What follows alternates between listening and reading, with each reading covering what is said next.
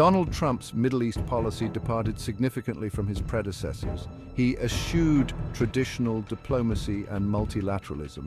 Instead, he favored a transactional approach. He prioritized personal relationships and bilateral deals over international consensus. This approach was evident in his dealings with Israel, Palestine, Iran, and Arab states. Trump's focus was on achieving tangible outcomes. He prioritized economic incentives and security arrangements. This approach aimed to reshape regional dynamics. However, it often overlooked long-standing grievances and legal frameworks. Critics argued that this approach undermined international law. They pointed to his administration's disregard for the International Court of Justice. The International Court of Justice is often seen as a mechanism for resolving disputes peacefully. However, Trump's focus on deal-making sidelined these institutions. This approach yielded mixed results. While it facilitated some breakthroughs, it also exacerbated existing tensions. This approach continues to shape the region's geopolitical landscape. In 2020, the Trump administration unveiled its long-awaited Israeli-Palestinian peace plan, dubbed the Peace to Prosperity. The plan heavily favored Israel. It granted Israel sovereignty over Jerusalem. It also endorsed the annexation of large parts of the West Bank. The Palestinians immediately rejected the plan. They saw it as a betrayal of their aspirations for statehood.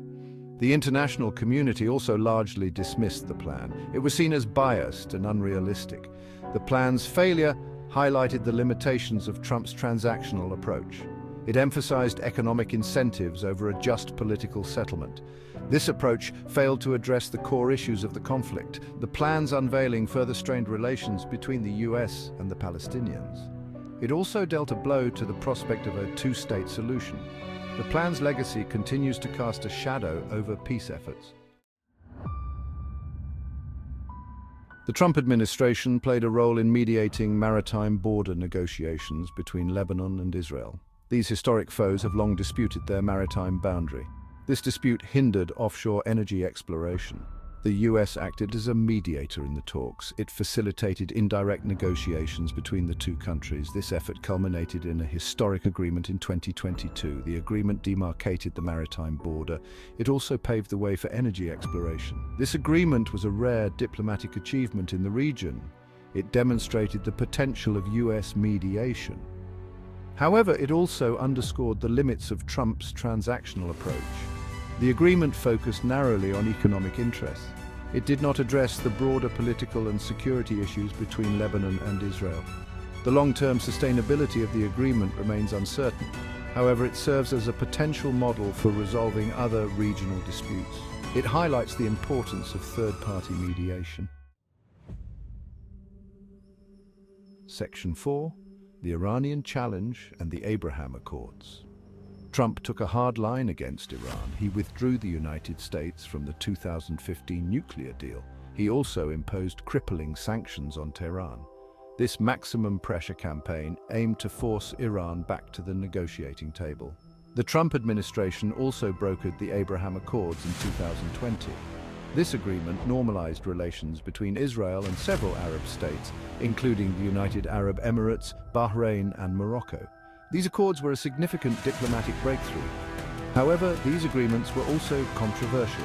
Critics argued that they bypassed the Palestinian issue. They also argued that the agreements empowered authoritarian regimes.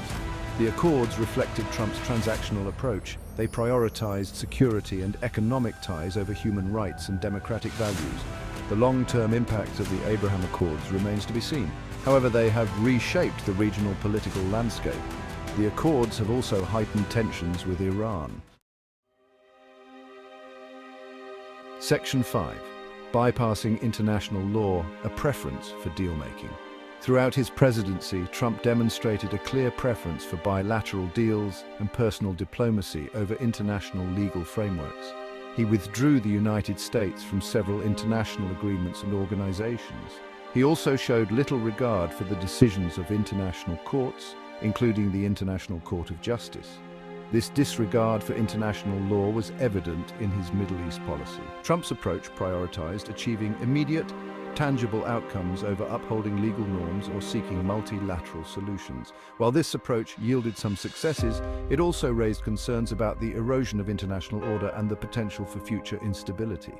The International Court of Justice, in particular, could potentially play a constructive role in resolving some of the region's long-standing disputes.